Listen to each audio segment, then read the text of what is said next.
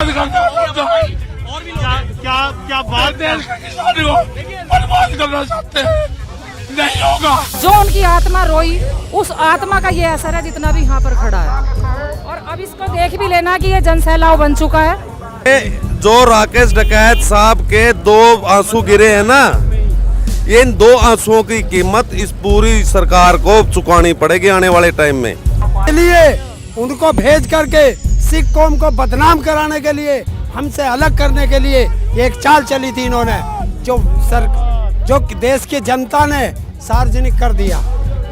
अब मुंह छिपाने के लायक मोदी को जगह नहीं मिल रही।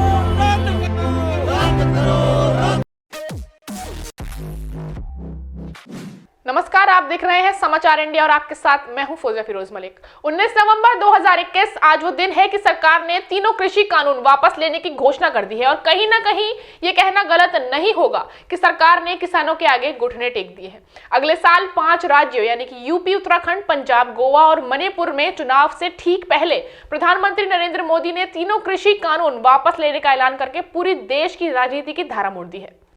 पूरे देश को ये बताने आया हूं कि हमने 3 कृषि कानूनों को वापस लेने का, रिपील करने का निर्णय लिया है।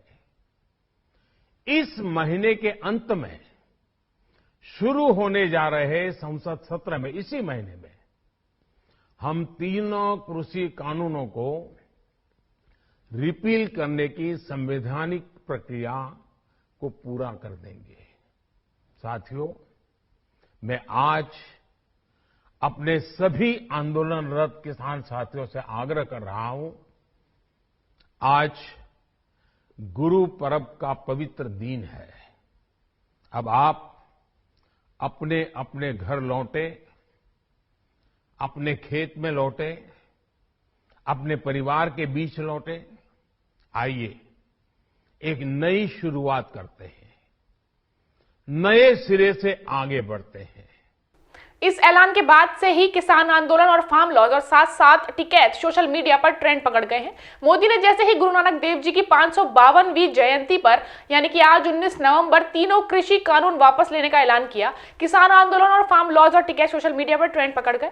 मोदी ने अपने 18 मिनट के संबोधन में कहा कि सरकार तीनों कृषि कानून को नेक नियत से साथ लाई थी, लेकिन यह बात हम किसानों को समझा नहीं पाए। हम किसानों को समझा नहीं पाए कि ये छोटे किसानों को ताकत देगी। अब इन्हें वापस लेना सदन में प्रक्रिया पूरी कराएगा। गुरु नानक पर्व पर आंदोलन करने वाले किसानों से अपील करेंगे कि वे अपने अपने घर लौट जाएं।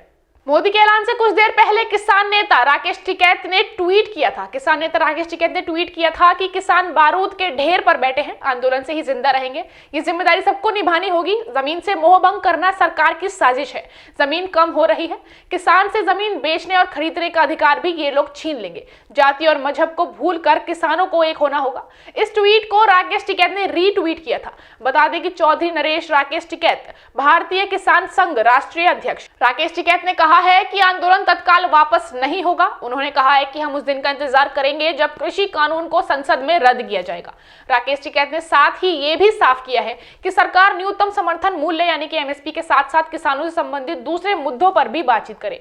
राकेश टिकैत ने पीएम मोदी के ऐलान पर अविश्वास जताया। उन्होंने साफ कहा है कि अभी तो बस ऐलान हुआ है, हम संसद से कानून की वापसी होने तक का इंतजार करेंगे। राकेश टिकैत ने साथ ही ये भी कहा कि न्यूनतम समर्थन मूल्य समेत किसानों से जुड़े अन्य मसलों पर भी बातचीत का रास्ता खुलना चाहिए। पूरे देश के किसानों को बर्बाद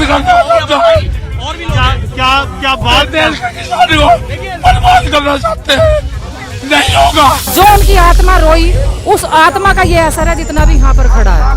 और अब इसको देख भी लेना कि ये जनसैलाब बन चुका है। जो राकेश डकैत साहब के 2 आंसू गिरे हैं ना, इन 2 आंसुओं की कीमत इस पूरी सरकार को चुकानी पड़ेगी आने वाले टाइम में।